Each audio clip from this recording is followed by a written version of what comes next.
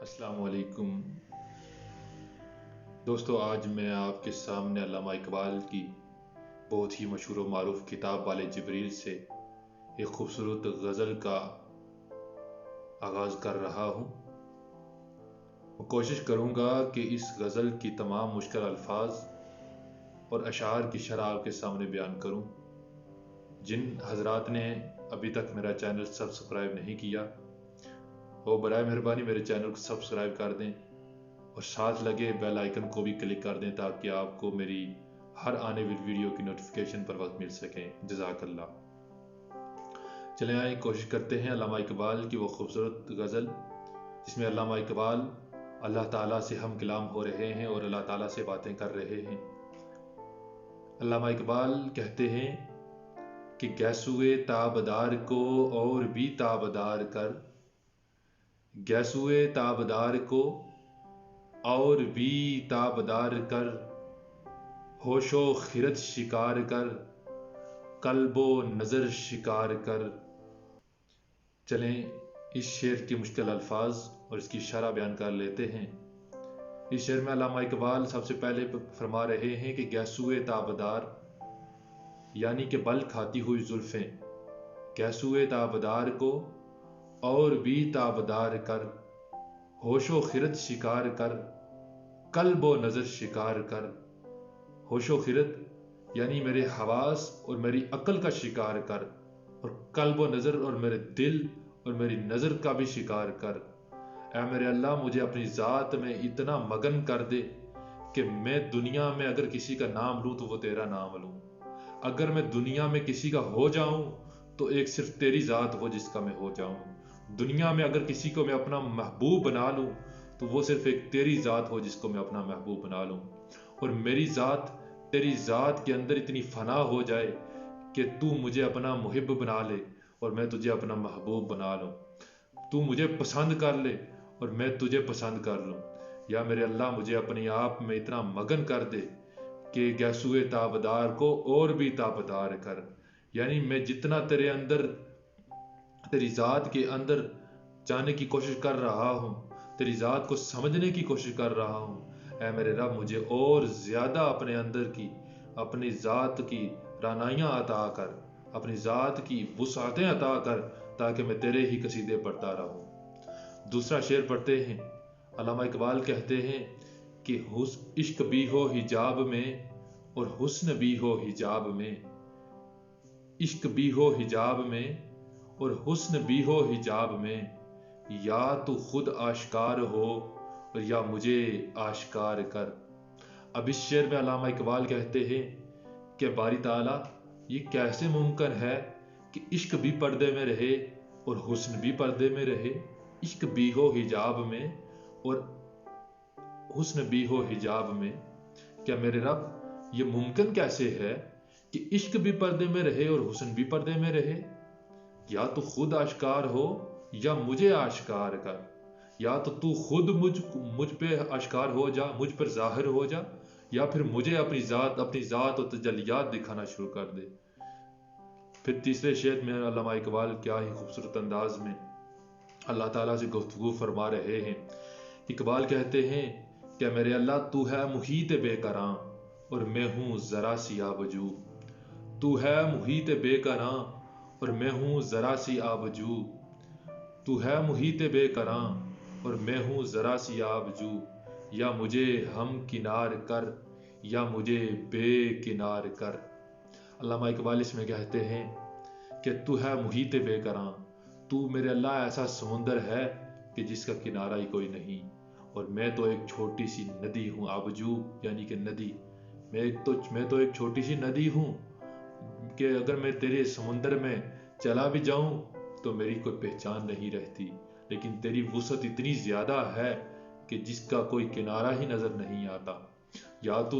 یا مجھے ہم کنار کر، یا تو مجھے اپنے اندر شامل کر لے، اور یا پھر مجھے اپنے جیسے سمندر کی وسعت عطا فرما دے تاکہ میں تیرے ذات کے چرچے بلند کر سکوں، میں تیری ذات کی وحدانیت بیان کر سکوں، میں تیری ذات کی وسعت بیان کر سکوں۔ مجھے ایسا وسعت علم عطا کر تاکہ میں تیری ذات کے ہر سو چرچے بیان کر سکوں، تیری وحدہ لا شریک ذات کی صفات بیان کر سکوں۔ پھر اگلے شعر میں علامہ اقبال کہتے ہیں کہ میں ہوں صدف تو تیرے ہاتھ میرے گوہر کی آبرو۔ بڑا ہی خوبصورت شعر ہے، توجہ فرمائیے۔ اقبال کہتے ہیں کہ میں ہوں صدف تو تیرے ہاتھ میرے گوہر کی آبرو، میں ہوں خزف تو تو مجھے گوہرے شاہوار کر۔ میں ہوں صدف، صدف کا مطلب ہوتا ہے موتی۔ میں ہوں صدف تو تیرے ہاتھ میرے گوہر کی آبرو، میرے گوہر کی آبرو یعنی میرا موتی ہے، میں ایک پتھر ہوں، اس کی آبرو تو تیرے ہاتھ ہے۔ میں ہوں صدف، اگر میں ایک چھوٹا سا موتی ہوں تو تیرے ہاتھ میرے موتی کی آبرو ہے۔ اے میرے اللہ، میری عزتیں، میری بلندیاں، میری شان اور میرے جو مقام ہے وہ تو تیرے وجہ سے ہے۔ تو عطا کرے گا تو میری عزت بلند ہوگی۔ تو چاہے تو بادشاہوں کو فقیر کر دے اور تو ہی چاہے تو گداؤں کو بادشاہ کر دے۔ یہ تو تیری ذات کی شان ہے، کیونکہ تیری ذات تو وحدہ لا شریک ہے۔ ان اللہ علی کل شیء قدیر ہے، تو جس کو چاہے عطا کرتا ہے، کیونکہ تو ہر چیز پہ قادر ہے۔ میں ہوں صدف تو تیرے ہاتھ میرے گوہر کی آبرو، اور میں ہوں خزف تو مجھے گوہر شاہوار کر۔ اور اگر میں چھوٹا سا کنکر ہوں، حذف کہتے ہیں کنکر کو، ٹھیکری کو، اور میں ہوں خزف تو مجھے گوہر شاہوار کر۔ اب گوہر شاہوار اس کا مطلب ہوتا ہے کہ ایسا موتی، ایسے ہیرے، ایسا موتی، ایسا قیمتی پتھر جو بادشاہوں کے لائق ہوتا ہے۔ علامہ اقبال یہاں اللہ تعالیٰ سے کہہ رہے ہیں، کیا میرے رب، اگر میں ایک چھوٹا سا کنکر ہوں تو تیری ذات ہی وہ ذات ہے جو اس کنکر کو بادشاہوں جیسے عظیم پتھروں کی وسعت عطا کر سکتی ہے، ان جیسا قیمتی بنا سکتی ہے، کیونکہ تیری ذات ہی وحدہ لا شریک اور ان اللہ علی کل شیء قدیر ہے۔ اگلے شعر میں علامہ اقبال کہتے ہیں کہ نغمہ نوبہار اگر میرے نصیب میں نہ ہو، نغمہ نوبہار اگر میرے نصیب میں نہ ہو تو اس دم نیم سوز کو طائر کے بہار کر۔ اب علامہ اقبال کہتے ہیں کہ میں مانتا ہوں کہ اگر میرے نصیب میں نغمہ نوبہار نہیں ہے، کہ بہار کی فصل میرے نصیب میں نہیں ہے، جو خوشی کے دن ہیں اگر وہ میرے نصیب میں نہیں ہے، تو میرے اللہ مجھے اتنا کام تو عطا کر، مجھے اتنی حیثیت، اتنی کچھ اہمیت تو عطا کر کہ میں اپنی امت اسلامیہ کے لیے کچھ کر سکوں، میں ان کے لیے کچھ اپنی خدمات عطا کر سکوں۔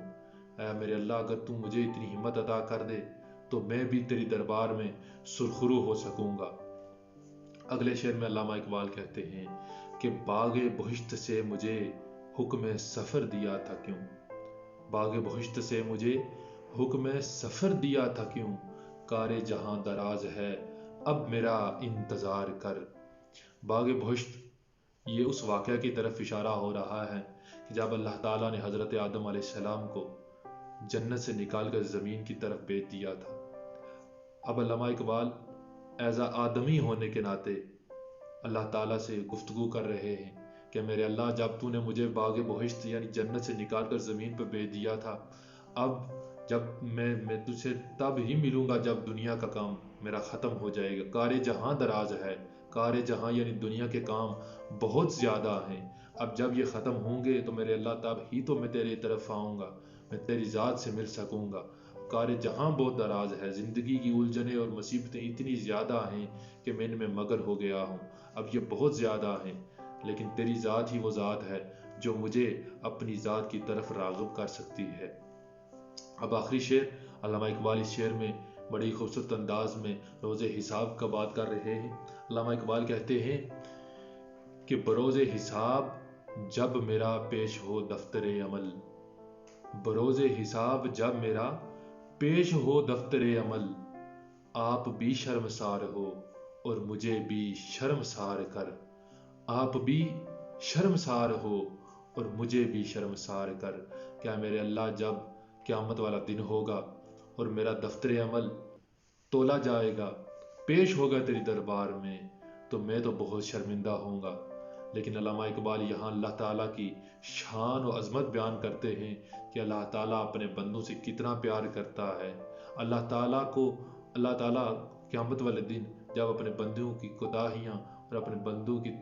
جو ان کے غلط کام کیے ہوئے ہیں، انہوں نے گناہ کیے ہوئے ہیں، اللہ تعالیٰ ان گناہوں پر بھی بندہ تو شرمسار ہوگا ہی، لیکن رب بھی شرمسار ہوگا کہ میں نے تو اس بندے کو دنیا میں اپنی عبادت کے لیے بھیجا تھا، نیک کام کرنے کے لیے بھیجا تھا، لوگوں کی فلاح کے لیے بھیجا تھا، معاشرے کی اصلاح کے لیے بھیجا تھا، نیک کام اور دوسروں کے ساتھ حسن و سلوک کے لیے بھیجا تھا، لیکن یہ بندہ لوگوں کے ساتھ بد اخلاقی کرتا رہا ہے، دوسروں کا حق چھینتا رہا ہے، دوسروں کو تکلیف دینے کی اس کی کوشش رہی ہے۔ نہ ہی یہ اپنے ماں باپ کے ساتھ اس نے سلوک کر سکا، نہ ہی یہ معاشرے میں پڑوسیوں کے ساتھ اس نے سلوک کر سکا، نہ ہی اپنے دوست و احباب کے ساتھ اس نے سلوک کر سکا، نہ ہی اپنی اولاد کے ساتھ اس نے سلوک کر سکا۔ یہی وہ انسان ہے کہ جس پہ مجھے بڑا فخر تھا، اور میں نے فخر سے کہا تھا کہ اے فرشتوں، میں اپنے انسان کو اس لیے بنا رہا ہوں کہ یہ تم سے بھی افضل ہے، اس لیے تو اسے افضل البشر کہا گیا ہے، اشرف المخلوقات کہا گیا ہے، یعنی یہ ہر ایک مخلوق سے افضل ہے۔ لیکن قیامت والے دن جب اسی انسان کا دفتر عمل اللہ تعالیٰ کی بارگاہ میں پیش ہوگا تو وہ بڑا شرمساری والا دن ہوگا۔ اللہ تعالیٰ ہمیں اس روز